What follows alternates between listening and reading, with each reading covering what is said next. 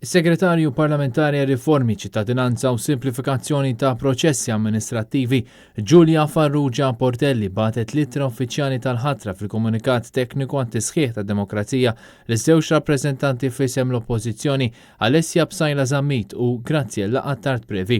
Alessia Bsajla Zammit u Graziella Attard Previ kienu ġew nominati mill-kap tal-Oppożizzjoni Adrian Delija biex servu fuq dan il-kumitat li fost oħrajn qed ifassal u janalizza proposti biex tiżdied ir-rappreżentanza tan-nisa fil-Parlament. F'Marzu li għadda l-kumitat kien ippreżenta dokument għal konsultazzjoni pubblika li fost oħrajn jissuġġerixxi li jkun hemm siġġijiet allokati għan-nisa sa massimu ta' 12 siġġu addizzjonali, 6 tal-Gvern u 6 tal-Oppożizzjoni sabiex tissaħħaħ l-ugwaljanza u rappreżentanza tan-nisa fil-Parlament. Alessia Bsajla Zammit u Graziella Attard Previ kellhom laqgħa mas-Segretarju Parlamentari u l-membri tal-Kumitat Tekniku ftit tal-ġimgħat ilu u li matula saħħu li huma se jkunu qed jaħdmu b'impenn u bi professjonalità biex jitjiebu l-proposti li kienu ġew preparati minn dan il-Kumitat. F'kumment lil Net News, Alessia Bsajla Zammit qalet li r-riformi li jsaħħu l-ugwaljanza f'pajjiżna huwa pass pożittiv u l-Partit Nazzjonalista dejjem kien fuq quddiem nett f'bidliet meħtieġa biex tiżdied il-parteċipazzjoni tal-mara fil-politika u fis-soċjetà. Graziella Attard Previ qalet li l-Partit Nazzjonalista ddej b'diskussjoni professjonali ma' wkoll prattiċi